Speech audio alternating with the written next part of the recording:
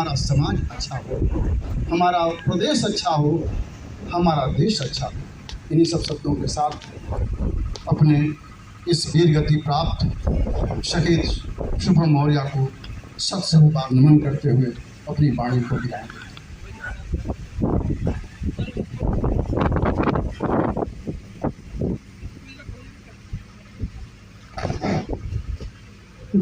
और खुदानी से आए हैं और साथ ही अखिलेश कुशवाहा जी जो जमुआरी से आए हैं। मैं माफी चाहूंगा, शायद नजर मेरी नहीं पहुंच पाई उस समय, तो आप सभी मैं आग्रह करता हूं कि आप आए और चित्र पर पुष्पित करें। अब मैं की कड़ी में चंद्रकांत मौर्य उर्फ अपू जी, आप जो विधानसभा के अध्यक्ष हैं समाजवादी पार्टी में, आपसे आग्रह करता हूं कि आप अपनी बातों को रखें।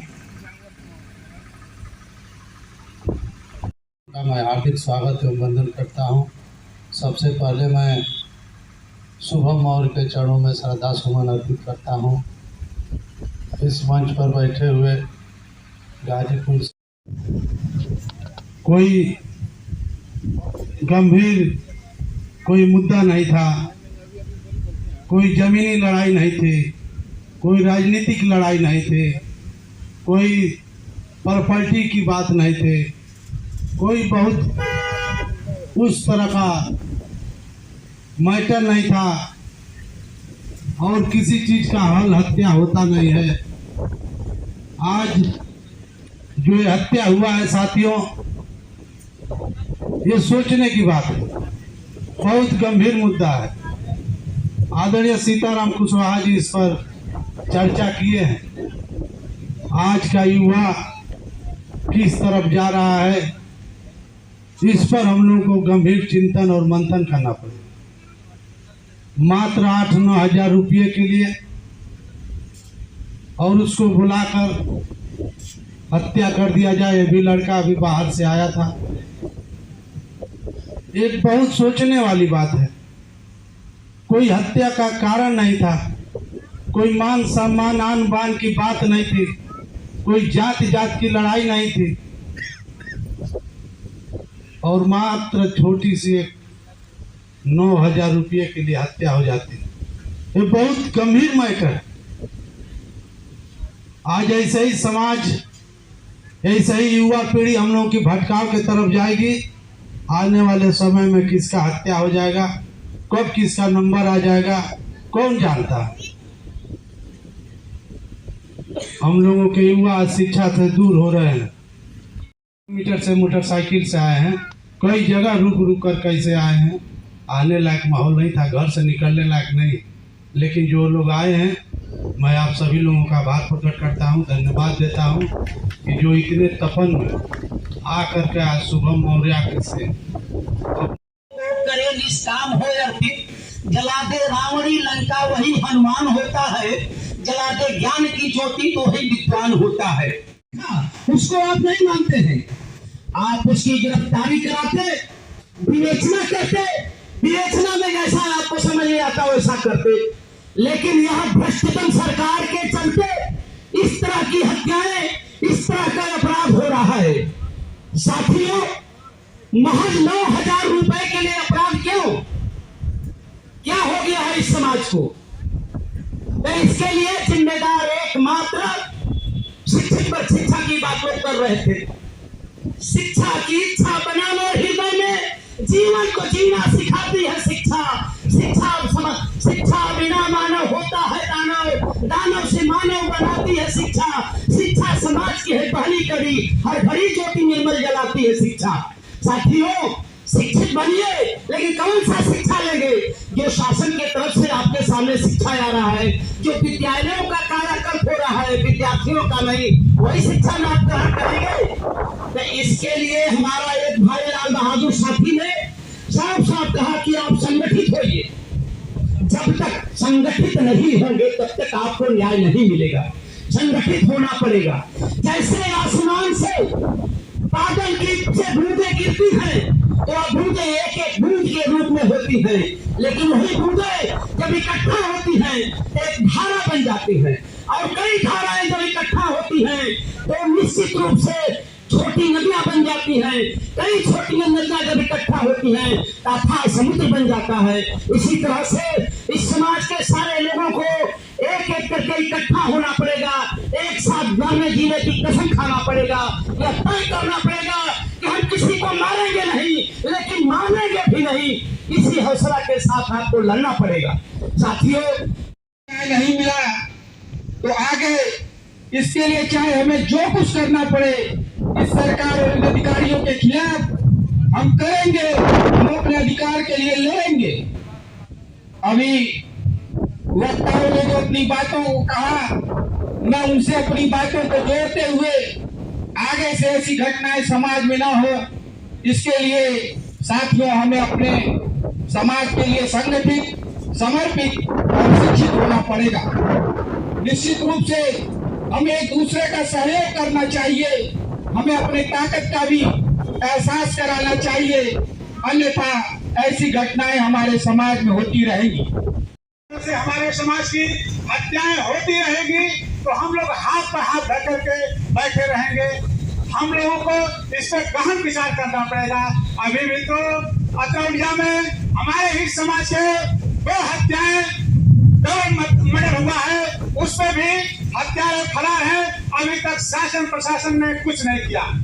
क्या कारण है कि मौर्य समाज की हत्या होती है, उस पर शासन प्रशासन हाथ पर हाथ धर के बैठे रहता है। वही हमारे आजमगढ़ में एक मिश्रा की हत्या होती है, 24 घंटा नहीं बीतता है, बुलडोजर उसके घर तोड़ता है और घर गिरा दिया जाता है और दूसरे दिन सारे हत्यारों को गिरफ्तार कर लिया जाता है। क्या हम लोग भी इसी रास्ते पर चलने की कोशिश करेंगे तभी आप लोग हम लोगों को न्याय देंगे?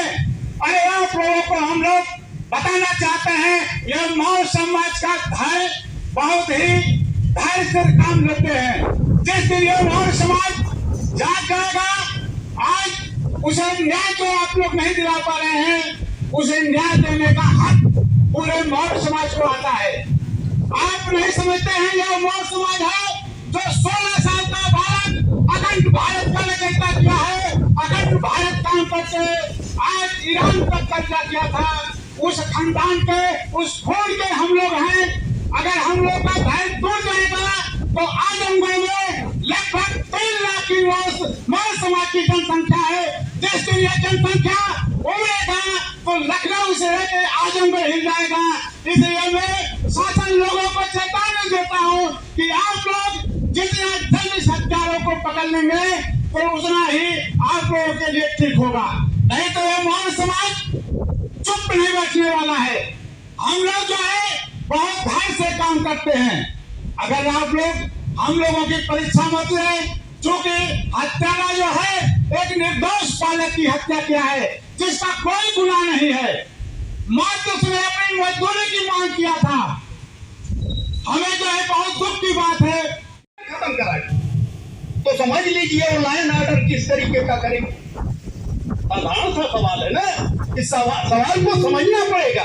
और यही नहीं, ये तो सरकार झूठ बोल करके आई थी, जो झूठ बोली थी कि हम काला धन ले आएंगे, हम इस देश के नागरिक को उसके स्वरूप को बदलेंगे, और हमको नहीं लगा कि आपका स्वरूप बदल गया।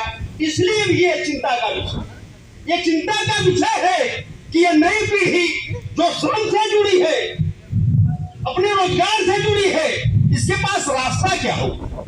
समाज के जो युवा हैं, शाम तक नशाखोरी में लिप्त होना, लोगों का सम्मान न करना, बड़े बुजुर्गों का सम्मान न करना, माता पिता की बात को न सुनना, बड़े भाइयों का सम्मान न करना, ये सभी लोग डांटते, अगर फटकारते और अभिभावक अपनी जिम्मेदारी युवाओं के लिए पूरी समझ लेते तो शायद इतनी बड़ी घटना इस समाज में नहीं होती। ये जो हकीकत बताया जा रहा है, आज का युवा पीढ़ी अगर बिगड़ रहा है तो इसमें सरासर दोष उनके माता पिता का है। वह मौर्य समाज की बात नहीं, सभी समाज की बात कर रहा हूँ। आज अगर कोई लड़का, ये जो मर्डर करने वाले थे, जो मर्डर हुआ, जिस लड़के का हुआ, आज हम इस पे अशुद्ध श्रद्धांजलि दे देंगे, विनम्र श्रद्धांजलि दे के सभा कर लेंगे, सरकार की दोषों निकालेंगे, सरकार को करेंगे, चाहे पक्ष हो चाहे विपक्ष हो, सरकार बदलेगी, फिर सरकार आएगी, फिर दूसरी सरकार आएगी, लेकिन कब तक हम ये करेंगे? या मैं साफ साफ कहूं तो वो गुंडा पालने वाली सरकार है, गुंडों को रखने वाली अपने पार्टी में सरकार है। लेकिन ये विषय बात का हो, उस पर भी बहस होगी। और जो आप चौधरी राजेंद्र जी कह रहे थे कि बाजार ऐसी है जिसने हमारी जरूरतों को ऐसे बना दिया है कि युवा पागल हो गया है, उसके सामने विकल्प नहीं है, वो कहां जाए, वो कैसे लाए, उन जरूरतों को कैसे पूरा करे।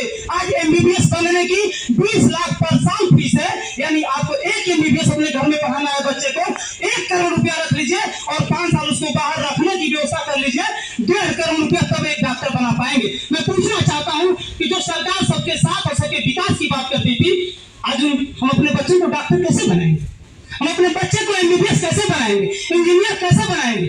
आज रसोईया जो विद्यालय में खाना बनाती है 1500 रुपया पाती है, आज जोड़िए कितना होता है, कितना होता है? 11 गुना के 22 यानी कि 16-17 हजार रुपया होता है। बीएड करने की फीस 81-82 हजार रुपया है। मैं पूछता हूँ, जो प्राइमरी में खाना बनाने वाली महिला है, उसका बेटा मास्टर कब बनेगा? ये सवाल है इन सरकारों पर, चाहे जो भी सरकारें रही हो।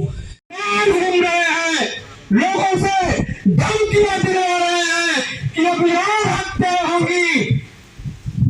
आज हमें इसलिए इकट्ठा होना पड़ा।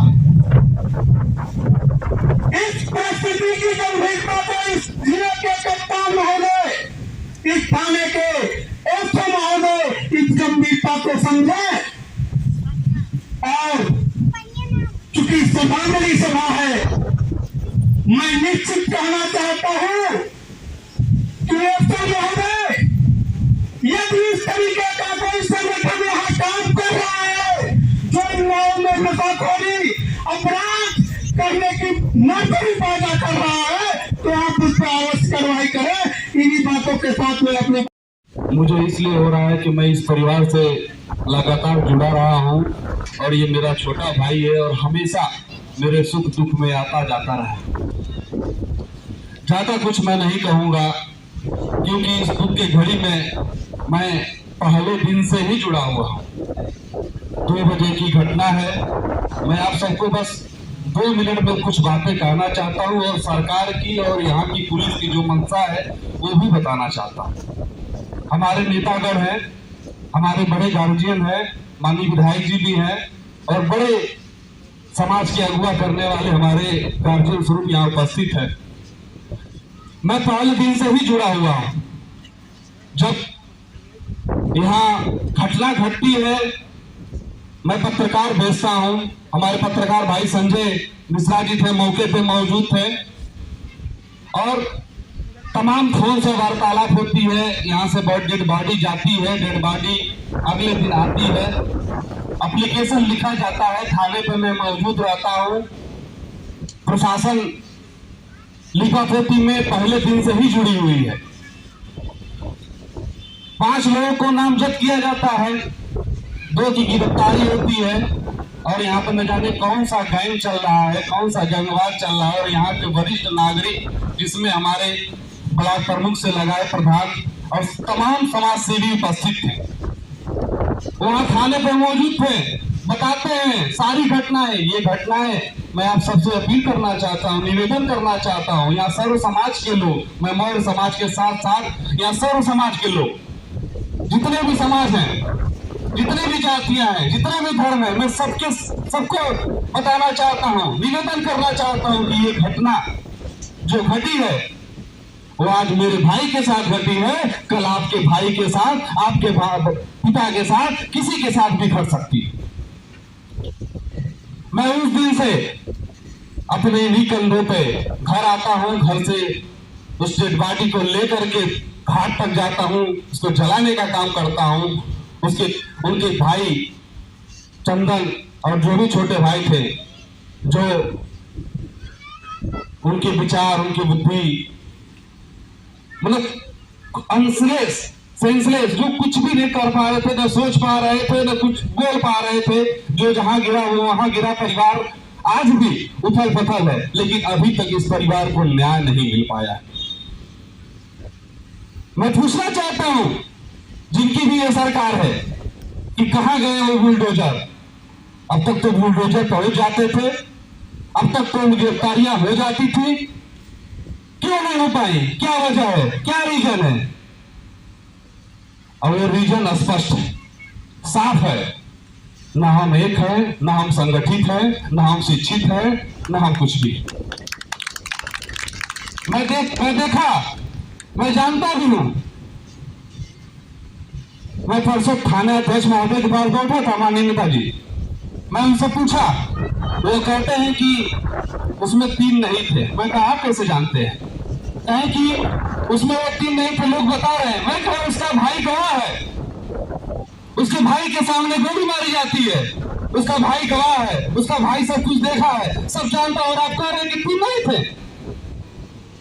तो सरकार की और यहाँ की पुलिस की मंशा बिल्कुल साफ है। 3 को बचाने के लिए पूरी जुट की पूरी टीम लग चुकी है। मैं इतना आपसे बता देना चाहता हूँ, और मैं जितना कोशिश हो सकता है उतना कर चुका हूं, अब कर रहा हूं और करता रहूंगा। अब मेरी जब तक ये सांसें चलेंगी, इस परिवार के लिए ये सांसें मैं देने का काम करूंगा। मेरे नौजवान साथियों, मेरे नेता, मेरे यहाँ पे जितने भी लोग उपस्थित हैं, मैं आप सबसे एक निवेदन करना चाहता हूँ कि ये घटना दोबारा न हो। इसलिए मैं आप सबसे हाथ जोड़ के विनती करना चाहता हूँ कि आइए, इस परिवार का साथ दीजिए और एक होइए, और इस मादी सिपा में दूसरी घटना और दूसरा सुबह न खोया जाए। इसलिए आप लोग एक होकर के हमारे भाई के साथ, इस परिवार के साथ देने का काम करिए। और मैं रजनीकांत मौर्य आप लोगों के सामने कर देना चाहता हूँ कि इस परिवार के साथ नहीं, किसी भी परिवार के साथ अगर कोई भी घटना घटती है तो मैं कदम से कदम और सांस से सांस मिला करके चलने का काम करूंगा। मैं पुनः अपने इस भाई को, शुभम मौर्य को श्रद्धा सुमन अर्पित करते हुए इनके श्री चरणों में वंदन करता हूँ, नमन करता हूँ। और बहुत ही मुझे दुख है कि मैं अब तक इंसाफ न दिला पाया, लेकिन मैं लड़ता रहूंगा और आप सबसे निवेदन करता रहूं कि जल्दी वो तिथि आए और हम सब एक हों, और एक हो करके जो भी फैसला लेना होगा, रजनीकांत मौर्य सबसे आगे बढ़ने का काम करेगा। बहुत बहुत धन्यवाद, नमन अर्पित करता हूँ। साथियों, बहुत से वक्ताओं ने, वरिष्ठ वक्ताओं ने, साथियों ने अपनी बातों को रखा है। आज हमने जिस भाई को खोया है उसका कोई कसूर नहीं था। ना तो किसी प्रकार का झगड़ा था, ना तो किसी जमीन का विवाद था, ना ही तो किसी जायदाद का विवाद था। किसी प्रकार का झगड़ा और विवाद नहीं था। बस विवाद तो था इतना, जो कोई मजदूरी किया था, उस मजदूरी का अपना हक मांग रहा था, उसके लिए उसको चौराहे पर बुला दिया। और गोली मारने वाले लोग, अगर उनको इतना ही गोली मारने का शौक था तो एक बार भाई को बता के मारे होते। अगर इतनी हैसियत थी तो आमने सामने लड़ लिए होते, पता चल जाता कि तुम्हारी औकात कितनी है, हमारी औकात कितनी है। चोरों की तरह तो गोली कोई किसी को मार देता। अरे पैसा देना था, नहीं देते। तुम्हारी औकात नहीं थी देने की, तुम्हारी हैसियत नहीं थी देने की। लेकिन अगर तुमको हैसियत, अगर गोली मारने की थी तो हमारे भाइयों को बता को तो देखते। इतिहास उठा लो, मौर्य समाज का पता चल जाता, इसी चौराहे पर क्या होता तुमको खुद पता चल जाता। लेकिन हमारे भाई को चोरी से मार, धोखे से मार। और मैं निवेदन करना चाहता हूं, बाकी लोगों ने कहा है कि हम एसपी से बात करते हैं, एसपी कहता है सीओ से बात करो। अरे लाचार हो चुकी है पुलिस। आजमगढ़ की इतनी बड़ी घटना, चुनाव के दौरान की घटना, डिप्टी सीएम पहुंचते हैं, राजनीतिक दल के विभिन्न मंत्री पहुंचते हैं, वहां न्याय की बात करते हैं और न्याय की बात करके घर चले जाते हैं, वहां न्याय मिल नहीं पाता। ये सरकार नहीं, ये सरकार के पास कुछ नहीं है। इनके पास सिर्फ अगर न्याय देने का है तो ये जाति देखकर न्याय देने का काम कर रहे हैं, जाति देखकर न्याय देने का काम कर रहे हैं।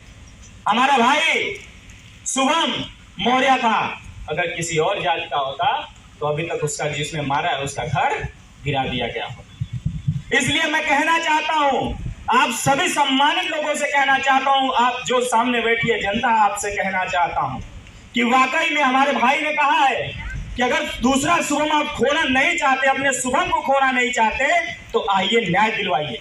और ऐसा न्याय दिलवाइए कि एक मिसाल बन जाए मऊ जनपद के साथ साथ पूरे प्रदेश के अंदर कि कोई गोली मारने से पहले 10 बार सोचना पड़े उसको कि हम गोली मारेंगे तो हमारा भी हश्र वैसे ही होगा जैसे हमारे शुभम भाई के साथ जो घटना करने वाले थे उनके साथ हुआ।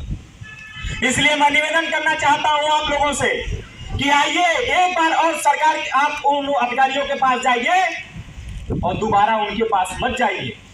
ऐसा करिए, अभी बता रहे थे हमारे वरिष्ठ नेताजी बोल रहे थे कि कोई रास्ता निकालिए। अब रास्ता मत निकालिए, जो रास्ता चल रहा है उसे बंद कर दीजिए। अभी सरकार दौड़े दौड़े आपके कदमों पर आ जाएगी और शुभम को क्या कई जनपद में जितनी भी घटनाएं हुई सबको न्याय मिलेगा। मैं कहना चाहता हूं, मैं निवेदन करना चाहता हूं, हमारे पे 21, 22, 23 धारा चल रही है, न जाने कितनी चलती रहेगी। मैं आप लोगों से निवेदन करना चाहता हूं एक बार और, मोनू ने बहुत अच्छा काम किया है SLS ने कि लोगों को जगाने का काम किया है, बताने का काम किया। मैं निवेदन करना चाहता हूं आपसे मोनू, आप पर भरोसा है, विश्वास है कि जिस तरीके से आप चलते हो समाज के बीच में अन्य लोगों के लिए भी चलते हो, मुझे भरोसा है। एक बार और सबसे मैं निवेदन करना चाहता हूं कि एक बार मिलकर और बात कर लीजिए सरकार से और सरकार के नुमाइंदों से, और अगली बार ऐसा कदम उठाइए कि सरकार आपके पास आए आपसे बात करने के लिए, आपको न्याय देने के लिए। सड़कें जाम कर दीजिए, आग लगानी हो आग लगा दीजिए, लेकिन दोबारा सरकार के पास मत जाइए। अगर वो न्याय नहीं दिला पाती हमारे भाई को तो हम खुद न्याय लेने की क्षमता रखते हैं, ताकत रखते हैं। इसलिए मैं निवेदन करने आया, मैं आग्रह करने आया हूँ कि आप लोग जितने भी लोग हों आप साथ आइए, क्योंकि आज घटना हमारे भाई के साथ हुई है, कल किसी और के साथ होगी। और सही कहा है रजनीकांत ने कि गैंग चल रहा है, पता नहीं कौन कौन सा गैंग चल रहा है, और इन गैंग को चलाने वाले इनके गार्जियन हैं। इनके गैंग को चलाने वाले इनके गार्जियन हैं। इनके गार्जियन को पता है कि हम टिल एज में लड़के को गाड़ी और फैशन के सारे सामान दे रहे हैं, लेकिन पता नहीं कर रहे हैं कि वो कर क्या रहे हैं। अगर उन्हें शुरुआत में रोक लगा देंगे तो आपका बेटा भी जेल जाने से बच जाएगा। इसलिए मैं आप लोगों से भी कहना चाहता हूं कि आप अपने बच्चों को देखिए और संभालिए, तब जाकर ये समाज अच्छा समाज बनेगा, सुदृढ़ समाज बनेगा। इन्हीं सब बातों के साथ मैं पुनः अपने भाई को श्रद्धांजलि अर्पित करता हूं और परिवार को भरोसा दिलाता हूं और विश्वास दिलाता हूं कि जिस जगह जैसी भी परिस्थिति होगी, याद करना विनीत कुशवाहा आप लोगों के साथ और परिवार के साथ सुख और दुख में खड़ा है। परिवार के हमारे सदस्य थे और हम लोगों के भांजे लगते थे, लेकिन जो घटना हुई अत्यंत दुखद है कि चंद पैसों के लिए अगर समाज में इस तरह से अराजकता व्याप्त हो जाए कि चंद पैसों के लिए हत्या कर दिया जाए, तो इससे ज़्यादा दुख की बात कोई नहीं। लेकिन साथियों, हत्या करने वाले लोगों का जो मनोबल बढ़ा हुआ है, निश्चित तौर पे ये गंभीर विषय कि आज की परिस्थिति में कानून व्यवस्था नाम की कोई चीज़ इस प्रदेश में नहीं रह गई है, केवल प्रोपोगंडा रह गया है। समाचार के माध्यम से, टीवी के माध्यम से कि उत्तर प्रदेश में जीरो टॉलरेंस की नीति चल रही है, लेकिन हकीकत ज़मीनी यही है कि यहाँ पर कहीं भी कानून का कोई डर नहीं है। यहाँ तो कोर्ट के अंदर जज के सामने हत्या कर दी जा रही है और 100 पुलिस वालों के बीच में हत्या कर दी जा रही है। हम बात करते हैं कि जीरो टॉलरेंस के नीति पर उत्तर प्रदेश चल रहा, केवल मीडिया के माध्यम से भोपू लगा करके खूब चिल्लाने का काम हो रहा है, लेकिन हकीकत यही है कि आज हत्या के बाद अपराधियों को पकड़ने का और सजा दिलाने की जो बात है, उसमें भी ये उत्तर प्रदेश सरकार फेल है। हमारे कई साथियों ने आजमगढ़ का जिक्र किया। मैं बताना चाहता हूं कि दोहरे हत्याकांड में नामजद अभियुक्त होते हुए भी आज तक उनकी गिरफ्तारी नहीं हुई, क्योंकि उत्तर प्रदेश सरकार में बैठे हुए उत्तर प्रदेश के मुखिया के बिरादरी के लोग हैं, इसलिए उसकी आज तक गिरफ्तारी नहीं हो पाई। तो साथियों, निश्चित तौर पे न्याय दिलाने के लिए संघर्ष करना पड़ेगा और संघर्ष यहाँ से लेकर के सड़क से लेकर संसद तक भी करना पड़े तो करना चाहिए। आज हम लोग श्रद्धांजलि सभा में इकट्ठा है, कई साथियों की बातों को हमने सुना। निश्चित तौर पे आज हमें ज्ञापन के माध्यम से प्रशासन को सूचित करना चाहिए कि अगर हमारे इन अपराधियों जो शुभम की हत्या किए हैं उन अपराधियों की गिरफ्तारी टाइम बाउंड किया जाए, कितने समय में नहीं होती है, तो जितने लोग यहाँ आए हैं अपने साथ 10 लोगों को लेकर के आए और जिला मुख्यालय का घेराव हो, एसपी एसपी और डीएम का घेराव हो, तब ये समझेंगे कि आपकी ताकत है और आपके लोग हैं। अन्यथा यहाँ आपको समझने वाला कोई नहीं। साथियों, बहुत कुछ नहीं कहना और प्रशासनिक अधिकारी होंगे, इस बात को मैं कह देना चाहता हूँ इस पूरे सदन की तरफ से, क्योंकि आप लोग उन हत्यारों को बचाने के पक्ष में खड़े। नहीं तो आज अगर वो गिरफ्तार होते तो ये जो धमकियां आ रही हैं पुनः हत्या करने की, वो नहीं आती। तो आप लोग जो उनके पक्ष में खड़े हैं। इस घटना को लेकर काफ़ी समय हो गया और अपराधियों को जो है अब तक पकड़ा नहीं गया है, तो फिर आपका अगला कदम क्या होगा? देखिए, ये घटना को आज 25 दिन हो गए और मैं शुरू से अब तक देखता आ रहा हूँ कि पुलिस लीपापोती में लगी हुई है और यहाँ तमाम जनप्रतिनिधि और जितने भी लोग सामाजिक हैं वो बार बार बता रहे हैं कि यहाँ एक गैंग चल रहा है और ये गैंग अब इस पूरे परिवार को टारगेट बना चुका है और अगला ऐसी धमकियाँ भी मिल रही है कि अगला विकेट कभी भी गिर सकता है, इस तरीके की कहा जा रहा है। और आज शुभम मौर्य के गुजरे गए 25 दिन हो गए और आज उनके श्रद्धांजलि सभा में उपस्थित यहाँ पे तमाम नेतागण, सामाजिक कार्यकर्ता, जितने भी जनप्रतिनिधि मौजूद थे, आए थे, सारे ने भावभीनी श्रद्धांजलि अर्पित की। उस क्रम में मैं भी अपनी बातों को रखते हुए मैं बस इतना कहना चाहता हूँ कि इस परिवार पे कभी भी आफत आ सकती है और इसका जिम्मेदार अगर अगला कुछ भी होता है तो मैं बता देना चाहता हूं कि ये सरकार जिम्मेदार होगी और यहाँ के प्रशासन जिम्मेदार होंगे, जिसमें एसओ महोदय, सीओ महोदय और यहाँ के कप्तान महोदय, क्योंकि अब तक 5 नामजद होने के बावजूद भी 3 के घर पे न पुलिस गई है न पुलिस पता कर रही है। वो सीधे कह रही है कि 3 नहीं थे। जिसका भाई मारा हो, जिसका बेटा गया हो, जिस माँ की गोद सुनी हुई हो, जिसके भाई के आंखों के सामने हत्या होती है, भाई उनका नाम बता रहा है, फिर भी ये कह रहे हैं कि वो नहीं है। यानी कि पुलिस सब कुछ जानती है, पुलिस की मिली भगत के कहत ये कार्य हो रहा है। मैं बस इतना ही कहना चाहता हूँ। अगर इस मामले को आप लोग मीडिया बंधुओं के द्वारा और यहाँ सामाजिक लोग अगर जागरूक नहीं होंगे तो ये हत्या कभी भी और किसी भी के घर का शुभम की दिया बुझ सकता है।